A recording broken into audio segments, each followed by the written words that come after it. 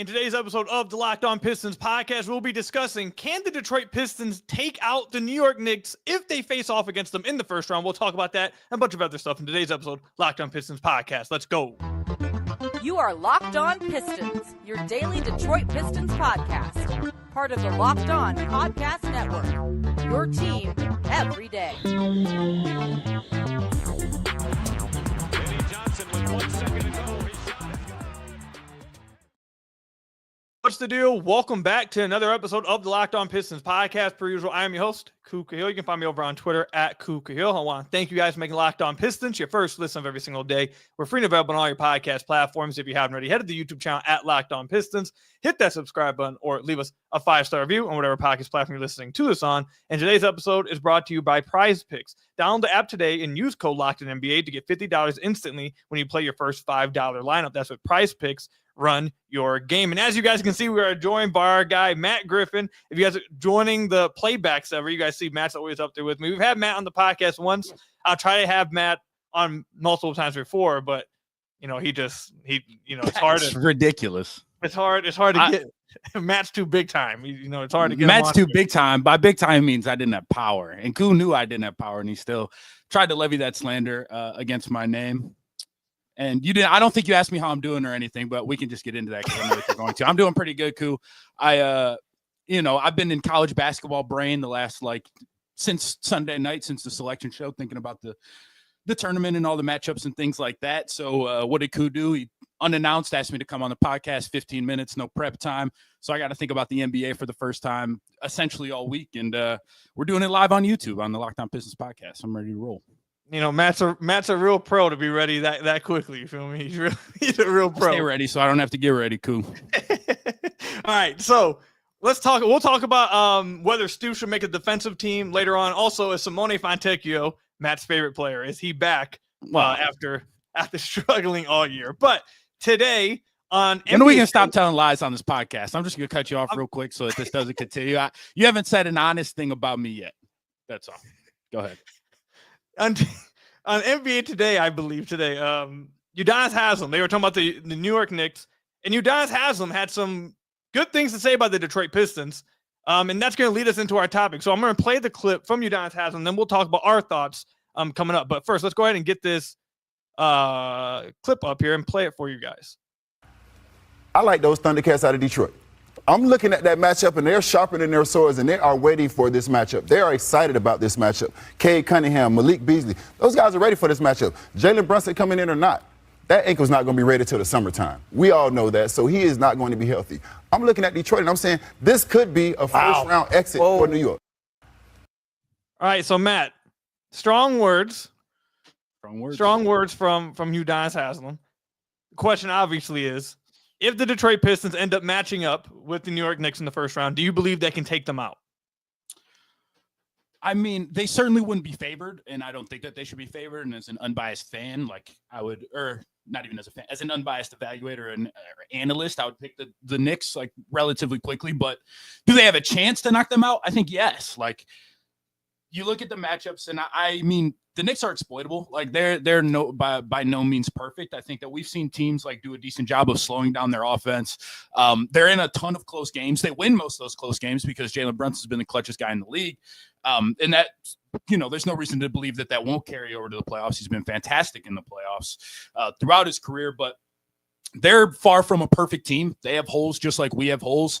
If you told me that we go into that series and Cade is the best performer in those games, it wouldn't shock me at all if the Pistons walked out of there with a win. Duren would have to continue playing the way that he has, right? We would need kind of an A- series from Jalen Duren, I think, to have a chance. I think Malik Beasley would certainly have to show up, and it'd be tough. It'd be tough. I kind of feel like we only have one option to really trust on a guy like Jalen Brunson, and that's Ausar. And I mean, if you're guarding Jalen Brunson, you might be in foul trouble by halftime. That's just kind of part of the deal. So are there reasons to worry? Yes. That's why the Knicks would be favored, though. They're a very good team, but could the Pistons beat them? I think so. Yeah, I think the main reason why, like you said, I do agree that they're not going to be favored. They wouldn't be favored in any matchup versus the Knicks, and they wouldn't be. I don't think I wouldn't actually pick them if they matched up against the Knicks. I wouldn't be putting my money on the Pistons to beat them. However, the one reason why I would not be shocked if they did pull it off, I would not be shocked if they beat the Knicks, is because I think Cade's capable of being the best player on the floor in that series. I think he's able to do that. In the 3 games that he's played against the Knicks this year, he's averaging 29 points a game, 8.3 assists, and 6.0 rebounds. He's beaten the Knicks in Madison Square Garden the last 2 matchups. In the first matchup, he had 29, 15, and 10. The last matchup they played in Madison Square Garden, he had 36 points, and that was the game that he obviously, everyone remembers, he went crazy in the second half. His shooting splits against the Knicks, 52 from the field, 55 from deep, 91% from the free throw line. He's only getting there 3 times against the Knicks. But I think the Pistons' best chance, and this is why I believe that if they got matched up against the Pacers and if they got matched up against the Knicks, they have a chance to, again, I don't think they'd be favored in either series, and not being favored is fine. I mean, I was going to mention this, but they are technically postseason clinched right now, which means it's impossible for them to fall out of the play-in right now. If you told anyone before the season that on March 18th that the Pistons were guaranteed a play-in spot, everyone would be losing their minds and saying that was a fantastic season. So they're simply getting to this point and having where it's even a discussion that they could take out one of these teams is a huge success anyways. So I don't think they'd be favored. I don't think I'd be putting my money on anything, but my point is why I would definitely try to stay away from Milwaukee, because Milwaukee has Giannis, and that he's going to be the best player on whatever floor he plays on until the finals, really. And he could be the best player in the finals as well. In the first, if they play the Knicks or the Pacers, Cade's going to walk on the floor and feel like I'm the best player on the floor and I can get us a win. Is that enough? I don't. We'll see. New York's a really good team, but that's the main reason why I think the Pistons should have some bit of confidence that, you know, we can have a first round upset happen. Yeah, and I do think, like, it's important to say, well, I'll say one, in most of those matchups, because they were earlier in the season, like, the Knicks defense has just been at a completely different level. Like, if you remember, that was kind of the big storyline around the Knicks was, you know, they got Karl-Anthony Towns at the 5, and they were, you know, like the 28th ranked defense for a big portion of the season. Well, they're up into the top half now, right? Like, they've kind of settled in. Tom Thibodeau has figured out what buttons to hit. OG getting healthy is big for him. Yep, no doubt about it. And, like, that's the other thing, too, like, they have OG, who's in answer for Cade. Theoretically, Cade got his game off against OG in the regular season, no doubt about it. But theoretically, it's like OG's strong enough and athletic. Like, he's one of the best defenders in the league. He's in answer, quote unquote. That doesn't mean that it'll stop him. But they have other, like, Mikal is in answer. I think that there's, you know, Mikal is probably a little bit too light, I think, to really check Cade. But he's in answer. Deuce McBride off the bench is in answer. Josh Hart is in answer. They have more answers to the questions that pose them than we probably do. Is kind of where the argument falls apart a little bit. And, like, if you want to make, I don't know. I mean, there's a lot of talk about the stretch 5 problem, and I think that, you know, that's fair. But a lot of the best teams, and a lot of times when it feels like the Knicks offense bogs down and struggles, a lot of teams like to put a wing on Cat. And the Pistons probably would feel comfortable about that, particularly like Tobias Harris, because they don't want to post Cat up. That's not what they do, right? So you put a wing on Cat, and then you feel a little bit more comfortable switching those pick and rolls. Now, the problem is that you don't have another answer to Jalen Brunson. Like, your wings can't guard Jalen Brunson, really. Ausar can guard Jalen Brunson, perhaps, but the rest of Cade might have a shot. You could probably throw Cade on Cat for a little bit, but then you're asking your best offensive player to guard their guy. So it gets problematic relatively quickly, but I think, like, one thing to take note of if we did play the Knicks, teams are guarding Josh Hart like he's Ben Simmons now. Like, there's no worry about Josh Hart as a shooter around the league right now, and he does not want to shoot. And so that in and of itself, like, okay, massive glaring red flag if you're a Knicks fan thinking about, okay, what are the answers to the problems that we pose in the playoffs? Like, Jalen Duren can just roam. And then it's like, all right, whatever problems you might have with Jalen Duren defensively, whatever you might not trust him to do, maybe he doesn't have to do it as much. And, you know, the Knicks do a decent job of using him as a screener and things like that to try to minimize that. But, it's still a problem. And I think it'd be an interesting series. I think it'd be a close series. And we probably would end up kind of like the hipster pick to upset somebody, which would be cool. Unless we disappoint. Yeah, I think the Josh Hart point is a really good point. We were just watching in the playback room. I forget which game it was, but we were just watching it like last week. Was it the Lakers game? I think it might have been the Lakers game like a week and a half ago. We were watching, and the Lakers were doing the exact same thing. I think they were putting Hayes on Josh Hart, and then they were just blitzing Jalen Brunson, and Hayes was just roaming off ball. That's something they certainly could do with Duren. Can't hide him on Hart, have him just roam the paint, and then put Tobias on Cat. I think the Pistons tried to do that a little bit in their second matchup versus the Knicks. Yep. I think Cat kind of caused them a little bit of issues with that. He's able to kind of push Tobias around, not so much in the post, but more so on the glass is where I feel like he was really hurting him in that regard. And also, if we're going to be fair to the Knicks, Cat was hurt both of these matchups. The first matchup he didn't play, and the second one I think he hurt his thumb in like the first quarter. So to be completely fair, Cat wasn't 100%.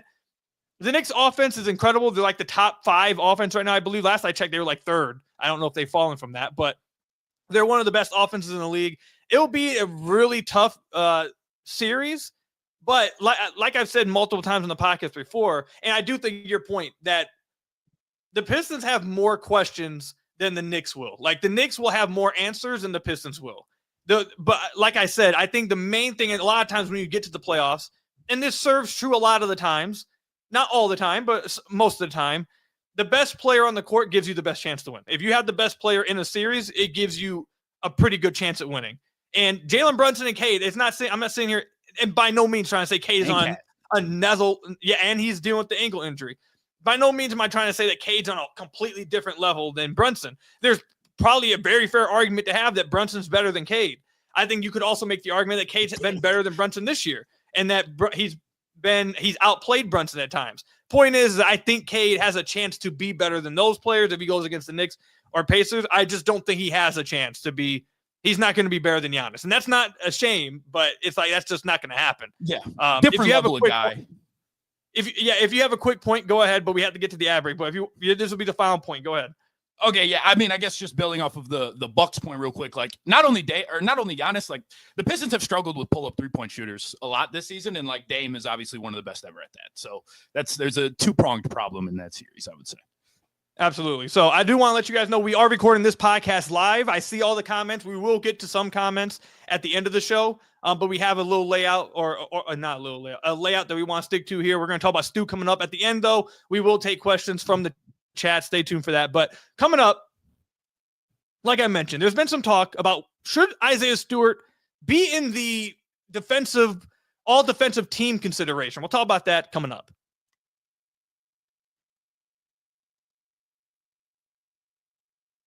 What's going on, everybody? Got to tell you guys about Prize Picks. Basketball season is heating up, and there's no better way to get in on the action with Prize Picks, the best place for daily fantasy sports. With Prize Picks, you can just pick more or less on at least 2-player projections for a shot to win up 100 or 1,000 times your cash. It's easy to use, available in over 30 states, and lets you mix and match projections across different sports. This week, I'm selecting Luka Doncic for more than 25 points and Jason Tatum for more than 8 rebounds. I think that's pretty solid. And one of my favorite things about Prize Picks is every Tuesday, you have a Taco Tuesday deal.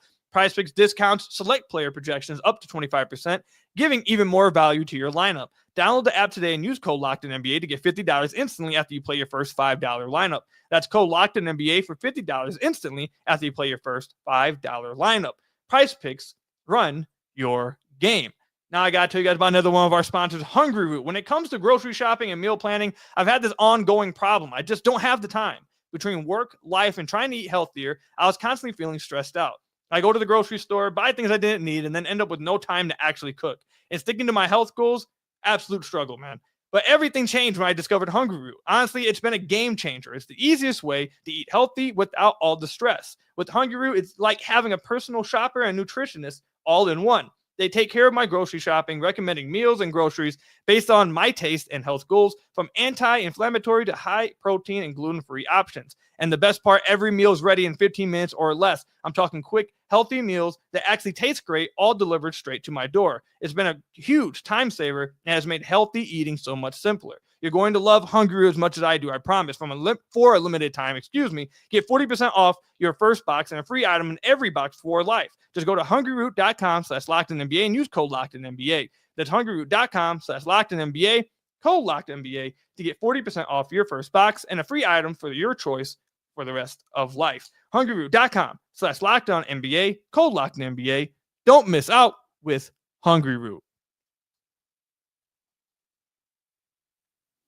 So I want to thank you guys again for making Locked On Pistons your first listen of every single day. Free and available on all your podcast platforms. If you haven't already, head to the YouTube channel at Locked On Pistons. Hit that subscribe button or leave us a 5-star review on whatever podcast platform you're listening to this on. That's another great way to support the podcast. You guys want to hang out with me and Matt some more?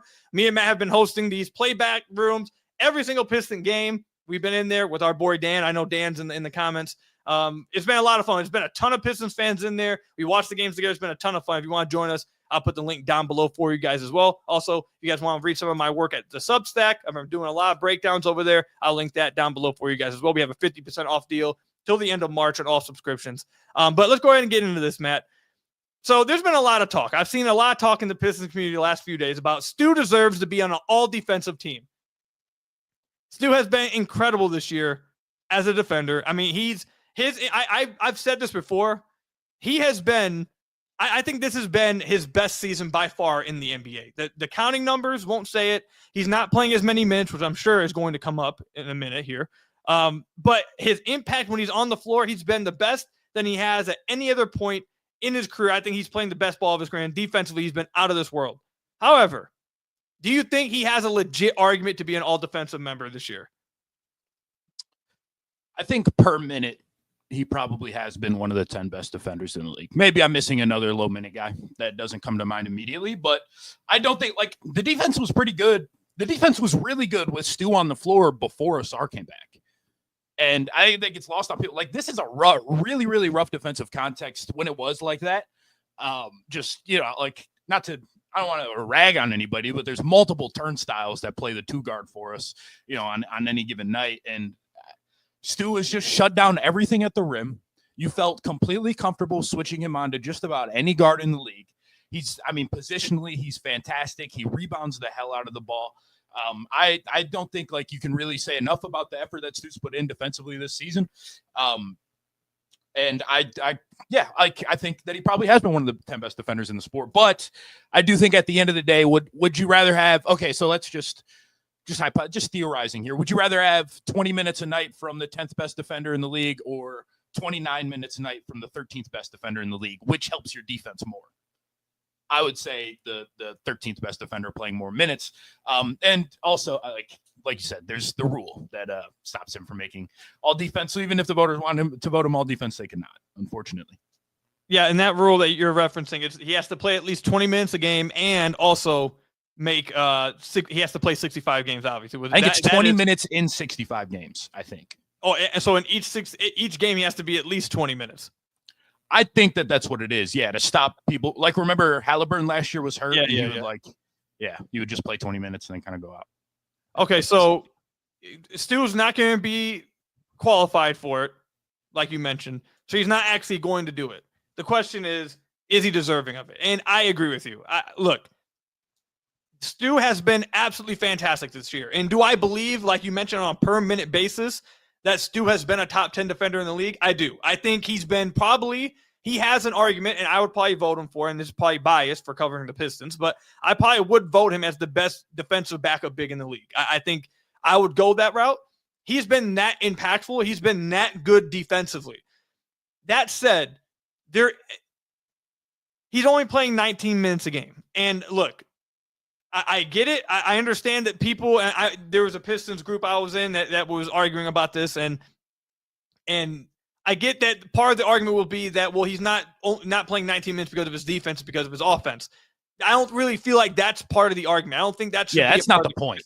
Yeah, the point is like you mentioned, the question will be, does Stu have the same amount of impact in 19 minutes as someone who's maybe slightly worse defender than him, but is playing 30-plus minutes, who's having more of an impact on the game?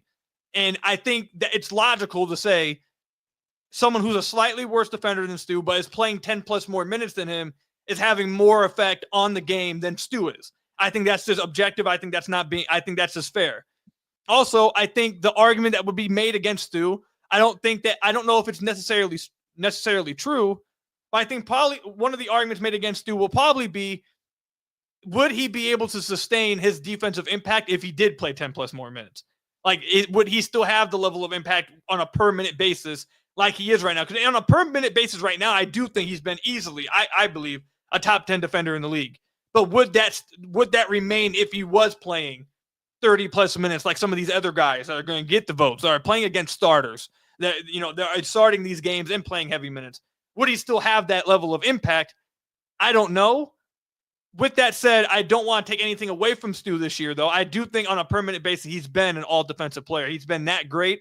And in the playoffs, if they do get matched up against the Knicks, if they do get matched up against the Pacers, I think those could be high-minute games. You could be seeing games where Stu plays 25, maybe even 30 minutes and closes games for the Pistons. I think that definitely could happen. So it's not nowhere near a disrespect towards Stu. I think it's just being objective in if you're voting for these awards. I think it's just hard to make that vote for Stu versus, like you mentioned, a guy who maybe is a slightly worse defender, but is playing 15, 10 more minutes than him on a nightly basis.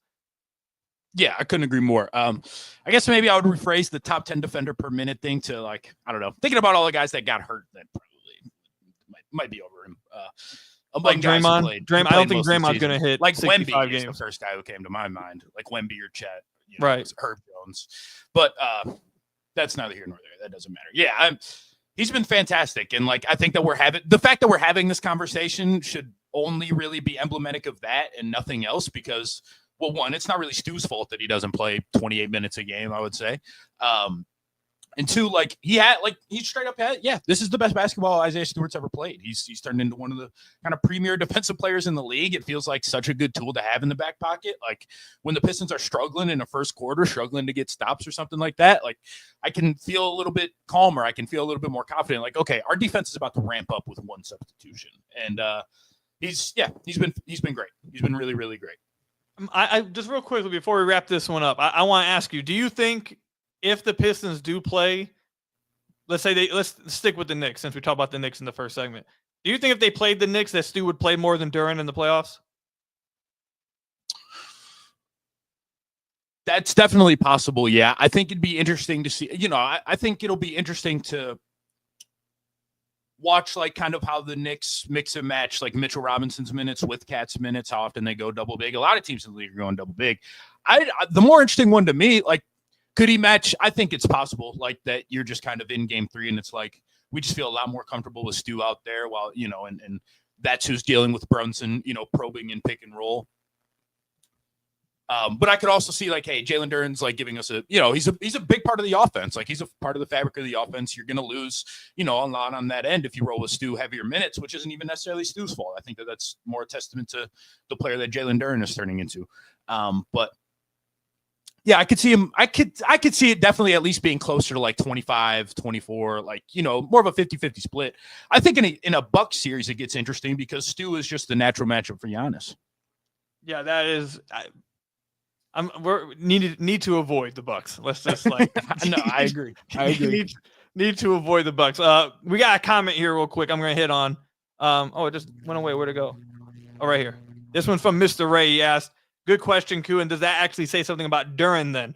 I think and we'll wrap it up here because we got to get to this next segment. But I think it more so says something about how good Stu is.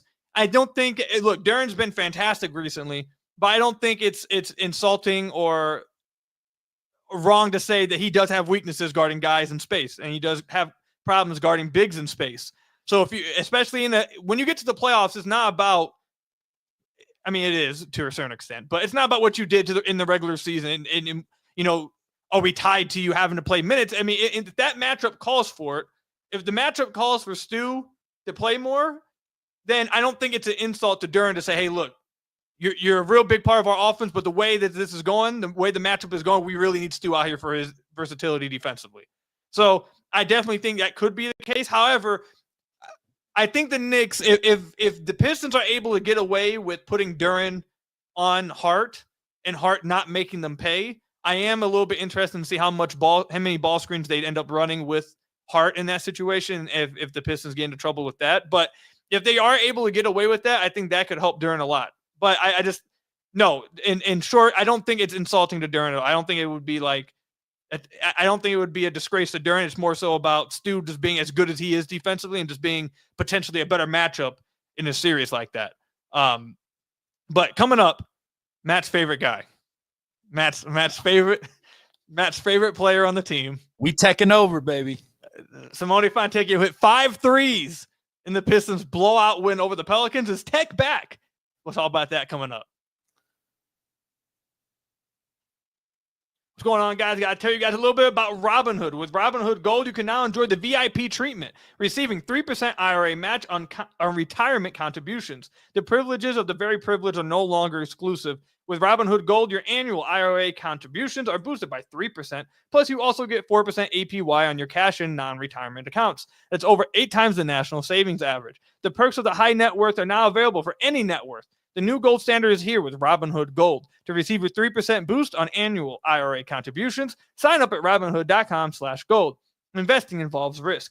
Rate subject to change. 3% match requires Robinhood Gold at $5 a month for 1 year from first match. Must keep funds in IRA for 5 years. Go to Robinhood.com/boost. Over 8 times the national average savings account interest rate claim is based on data from the FDIC as of November 18th, 2024. Robinhood Financial LLC, member SIPC. Gold membership is offered by Robinhood Gold LLC. Sign up today at Robinhood.com/gold. The NCAA tournament is here, and so is the bracket breakdown. Locked On Podcast Network and Amazon Fire TV channels are teaming up to deliver NCAA tournament coverage like never before. Watch studio shows featuring former players and Locked On's local experts as they guide you through every upset, buzzer beater, and bracket matchup. Stream it all for free on Amazon Fire TV channel. Search Bracket Breakdown to see it all for free. It's your team every day.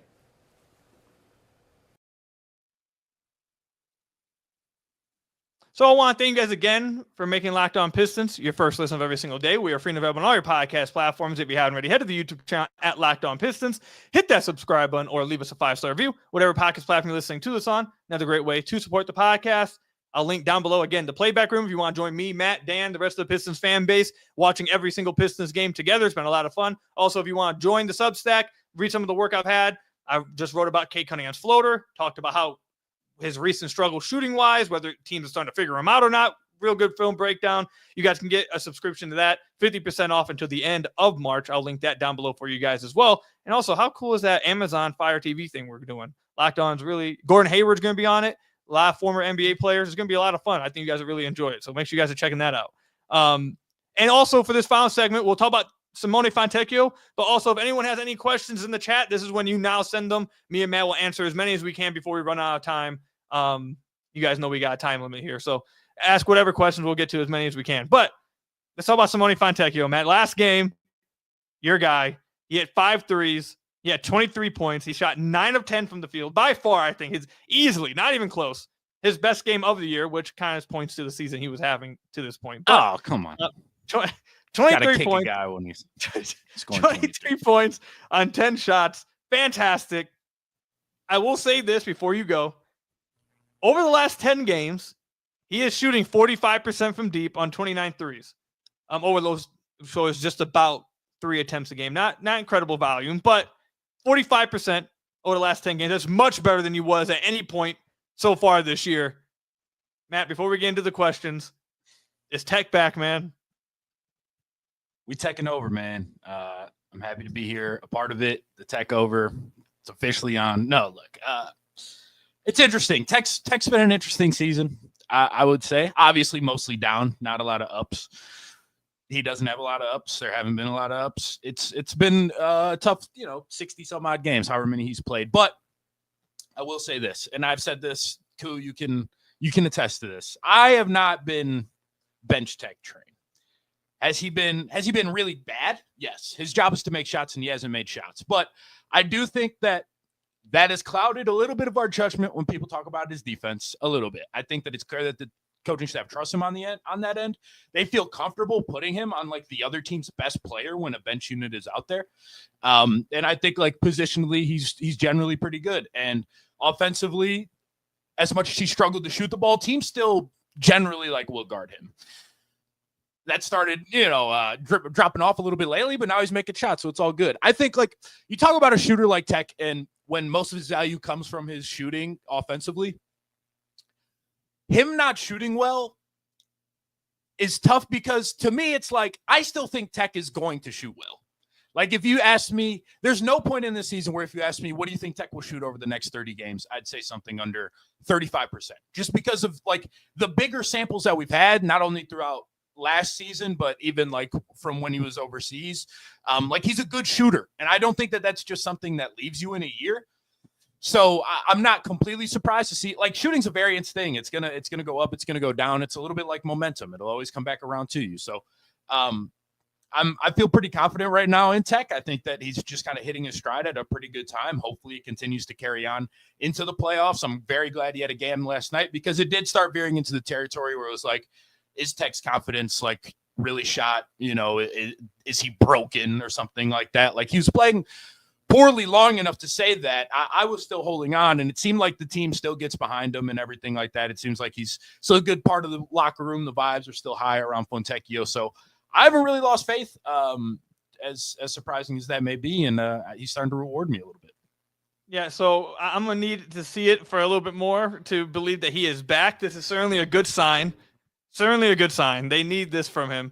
But a point that you say, I've had a lot of people comment and DM me over the season asking, why is Simone still playing? He's not playing well. Why is he still getting minutes? Just give his minutes to someone else because of how poorly he was playing. The reason why he didn't lose his minutes, or he may have lost some minutes, but just been kicked out the rotation, is because even like you mentioned, even when he struggles, he's still going to be respected as a shooter. Defenses are still respecting him as if he is a shooter. Even when he's struggling, teams aren't just leaving him open. Teams are still guarding him as if he is someone who provides spacing. So, and if you give his minutes away, the people you'd be giving his minutes away to would be Iran, who's not providing that, maybe Ausar, who's not providing that. And then it just starts to get real clunky. You need that spacing on the floor. So I think that has kind of saved him throughout the season to where he's been allowed to struggle and kind of have this game where he's able to kind of keep playing despite his struggles and eventually have a game like this and hopefully turn the season around because he's just going to be guarded like a spacer. So hopefully right before the season comes or the playoff season comes, hopefully he starts to hit his stride because him playing well and shooting well will definitely help the Pistons in whatever series they end up playing in. But all right, so let's go ahead and answer some of these questions. So first question I saw was from Darren. He asked, was next game always a national TV game? No, the next game against the Heat, it's the Heat, right? This is game against the Heat. It was just flexed to an ESPN game last week, I believe. It was like last week they changed it. So no, it just changed. So to answer your question quickly. Now we got another question from Alan. I got a question. Do you see our half-court offense being an issue or getting exposed since the pace slows down in the playoffs? This is something we've talked about on the podcast before. Matt, I'll go first and I'll let you go after. The Pistons half-court offense has not been great so far. They've dominated in transition. They've dominated in fast break. They're number one in the league in fast break points, especially once Ausar was put in the starting lineup. They've played so much faster. They're getting stops, which then lead to them playing fast, getting out in transition, getting easy buckets. When they're slowed down in the half court, there's definitely ways to slow them down. And I think the easiest one is just double Cade. I think that really send a lot of pressure at Cade, blitz him, trap him, and kind of deny him and force someone else to create an advantage within the half court. And that's one of the, and also the spacing can get a little bit funky with Ausar and Duren at times when they're not, utilizing Ausar in ways I'd like to see him utilized. That can kind of be taken advantage of within the half court. So I do think that's one of the things that could potentially hurt the Pistons in a playoff series. While I think Cade could be the best player on the floor that features Jalen Brunson or Tyrese Halliburton, the playoffs, it does slow down. And I do think their half court offense, if anything, could be a concern come playoff time. But Matt, go ahead. Yeah, I mean, it could be a concern come playoff time. Like, that is kind of the weakness when you just sort of split it up into transition, half court on both sides of the ball. The thing, though, well, one, I'll say the pace slowing down in the playoffs is like a little bit of a myth. It's at least not as drastic as you might think it is. Two, the Pistons kind of like create transition. You know what I mean? Like, it's not like the Pistons are just running off of turnovers or something like that. Like, as long as the Pistons are getting stops, especially when Ausar is on the floor, they're running. Like, they'll run off of misses. Every once in a while, you see them run off of a make. Like, you'll see Cade throw a really early clock hit ahead pass. And like, I mean, that's not really half court offense either. It's more semi-transition, but transition nonetheless. I'm not super concerned at the idea. Like, do I think that the half-court offense will struggle in the playoffs? Yes. Am I super concerned that the playoffs will kind of like put a more of a light on it than there already is? No. Right? Like, I mean, if the Pistons were sweet at half-court offense, they'd be one of the best offensive teams in the regular season, right? Like, I don't think that there's going to be some drastic sort of light being shined upon how bad the half-court offense is. I think that there's going to be problems, no doubt about it, and a lot of the Pistons' problems just illuminate from half-court offense right now. But I don't like that'll just continue into the playoffs, but I don't think it'll be drastically worse, I guess. I think with the amount of doubles and traps or blitzes Cade's seen so far in the regular season, I think that could jump even more so in the playoffs. I think teams there's just more complex coverages. Yeah, they'll know everything about Cade. You know what I mean? Like, they'll know when to double. They'll know what hand he likes to go to at what time. Like, Cade's a turnover heavy guy. Like, he's a guy with a little bit of a loose handle. Like, I think that there's going to be learning curves as he progresses through the playoffs, as there is for just about every young guard. For sure. All right, next question. This one's from Danny Phantom. I love the name. Says, does Ausar maintain on-ball reps when Ivy comes back? Does Ausar get on-ball reps now?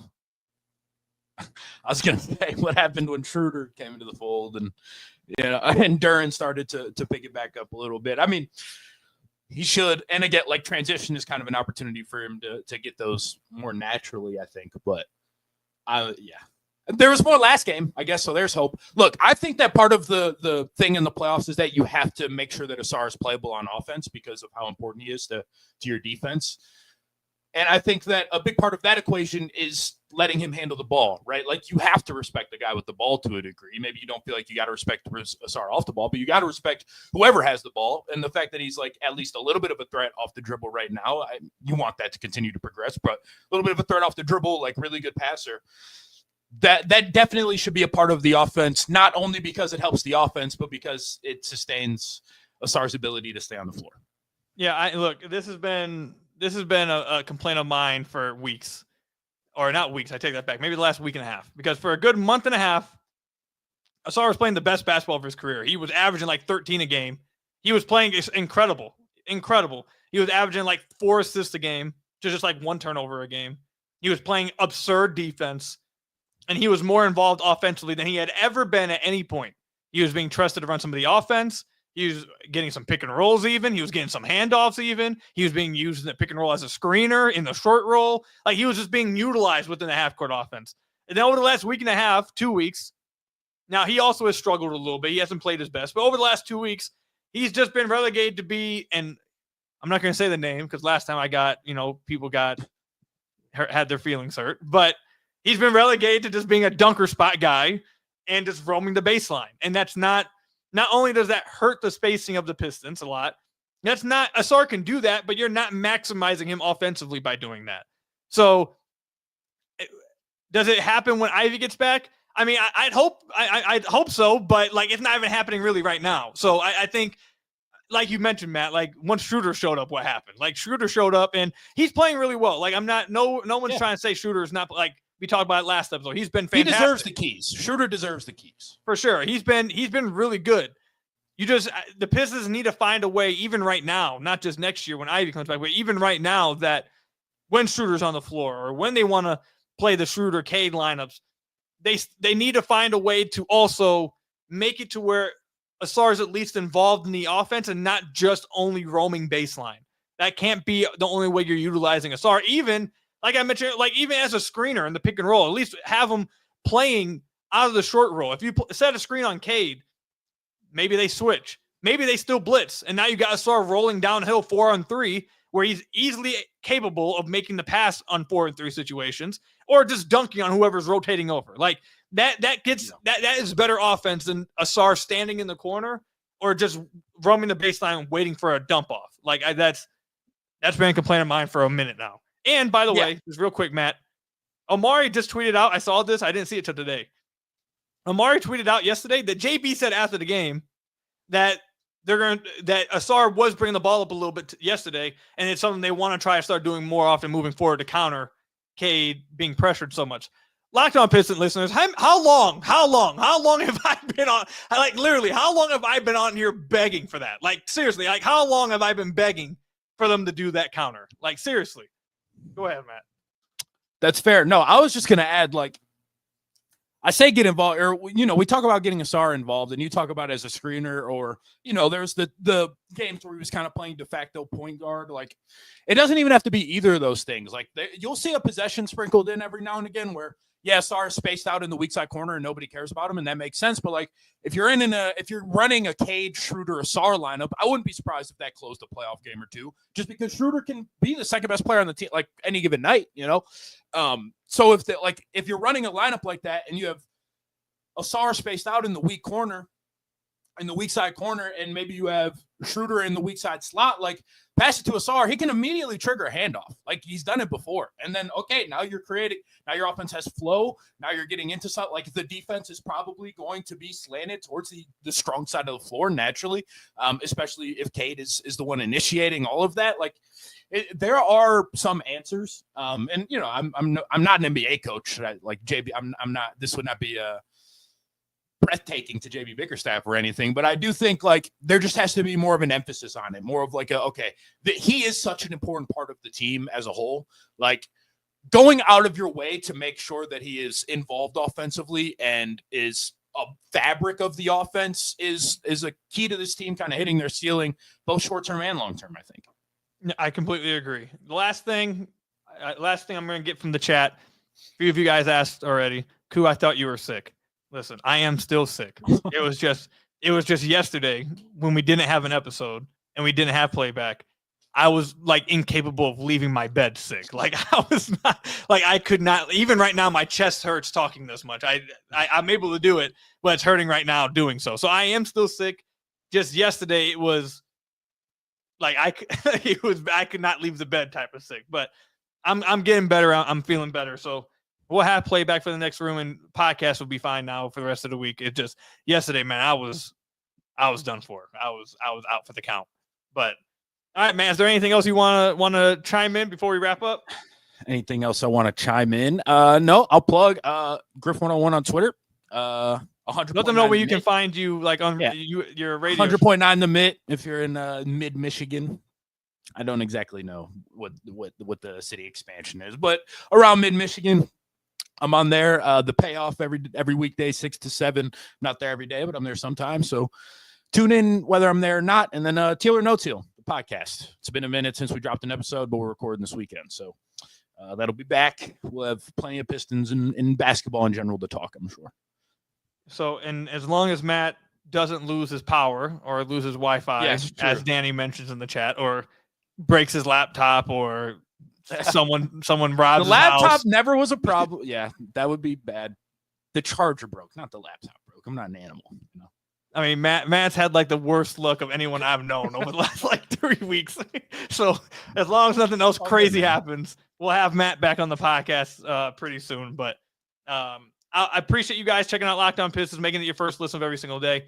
Free and available on all your podcast platforms. Hit that subscribe on the YouTube channel. Leave us a 5-star review, whatever podcast platform you're listening to this on. Subscribe to the Playback Room down below if you want to watch Pistons game with us. You can also join the Substack, 50% off subscriptions to the end of March. I'll link that down below as well. But that's all we've got for you guys today. Thank you guys for checking it out. Till next time, I'll see you guys later. Stay safe out there. Till next time, peace out.